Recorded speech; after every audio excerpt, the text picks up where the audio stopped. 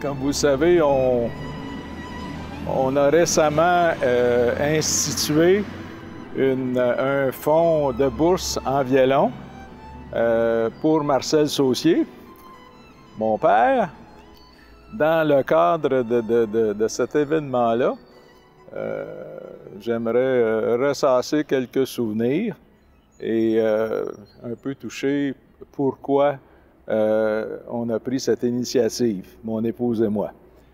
Alors écoutez, mon père était un homme très fier et il a pris dès son enfance, il avait un talent exceptionnel pour la musique et il a pris des leçons de violon avec différents maîtres pendant au-dessus d'une vingtaine d'années en continu.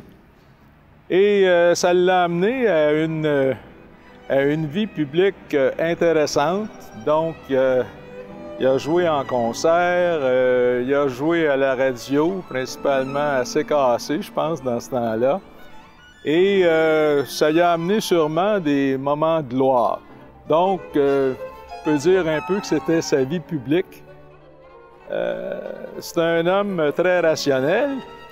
Il s'est marié en 1938 et ça a comme mis un frein à sa vie publique.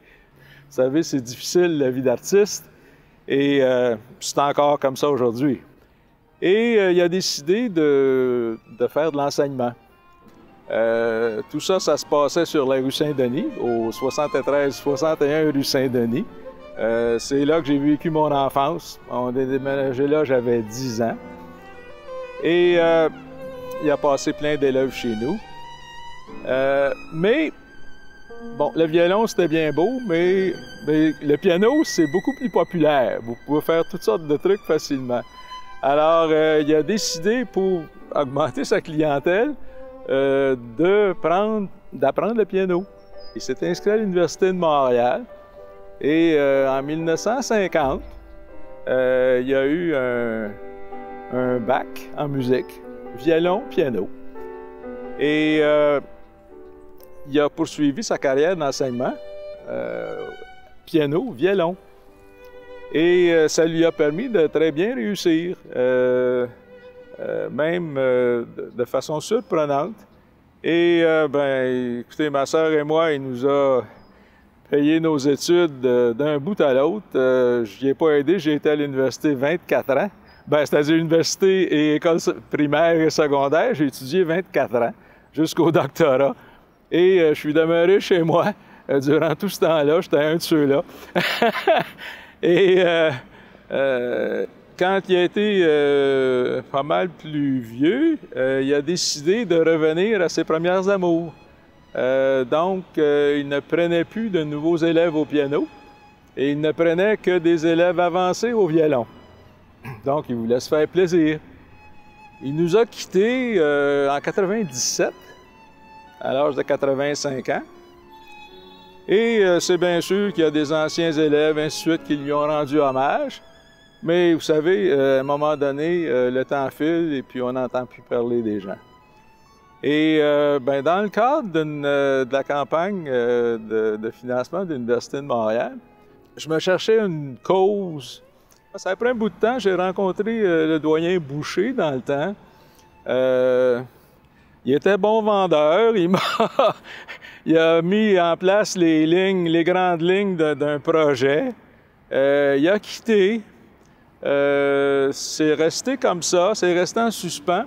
Et finalement, lors de la nouvelle campagne qui vient de débuter, campagne de financement de l'Université de Montréal, la faculté de musique est revenue à la charge, et avec Mme Panton.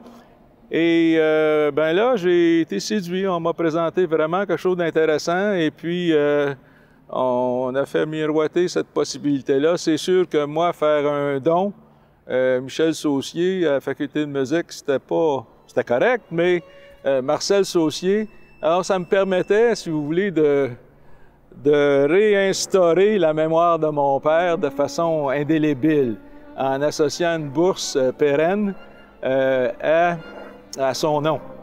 Alors, c'est ce qu'on a fait et je suis vraiment fier de ça. J'aurais bien aimé ça, que ça puisse se passer lorsqu'il était avec nous, excepté que les circonstances ont fait qu'à ce moment-là, ça ne m'était pas possible de faire ça et maintenant, c'est avec grand plaisir qu'on a institué cette bourse-là.